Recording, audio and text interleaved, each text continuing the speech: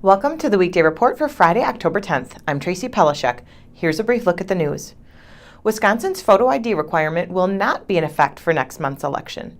The U.S. Supreme Court issued a one-page order Thursday night blocking the state from implementing the law. In doing so, the High Court, at least temporarily, overturned a Monday ruling by the 7th U.S. Circuit Court of Appeals declaring the law constitutional. The Supreme Court was acting on a request from the ACLU. Both sides laid out their arguments in opening statements made Thursday in the trial of Joshua Braithwaite.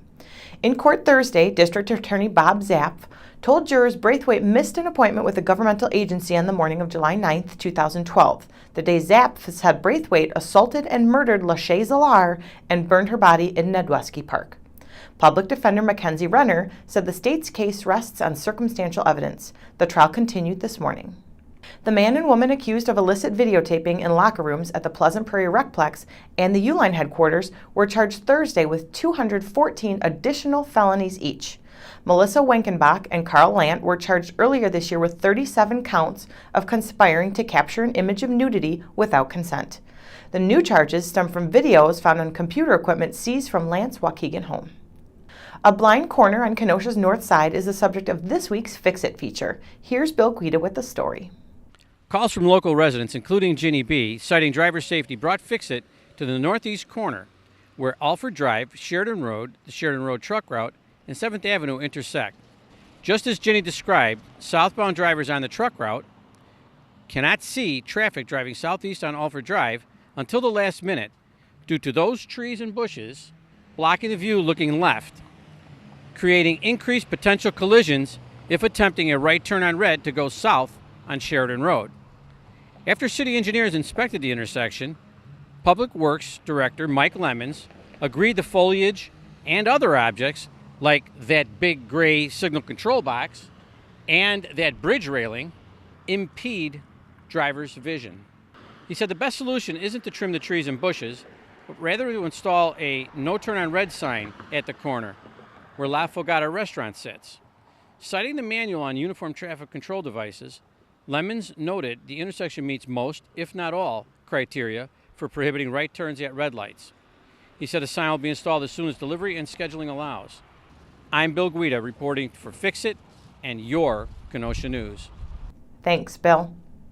Indian Trail fell to Franklin in Thursday night football action. Brandon Favor has the details. Southeast Conference Championship was on the line Thursday night when Indian Trail traveled to Franklin, but the Hawks lost 31-24. The Sabres led 24-14 at halftime, but the Hawks kept it close with several big plays, including key passes from Lane Oakes to Manny Jones and Jeremy Stouffer. Indian Trail was down by 7 in the fourth quarter, but turnovers and a couple of drop passes sealed the win for Franklin. The Hawks will close out the regular season at home on Friday against Racine Horlick. Brandon Favor, Kenosha News. What's trending today? What effect, if any, do you see the Supreme Court's voter ID ruling having on Wisconsin's race for governor? Tell us on our Facebook page. Up next is Jeremy Reeves with this month's Family Heirlooms feature.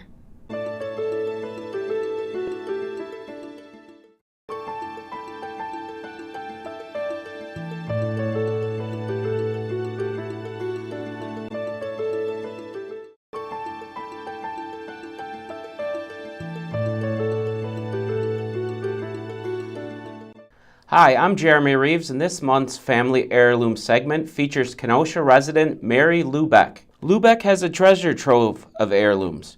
One is the wicker basket her grandfather Oscar Johnson used to carry food in while aboard a ship from Sweden to Canada in 1890.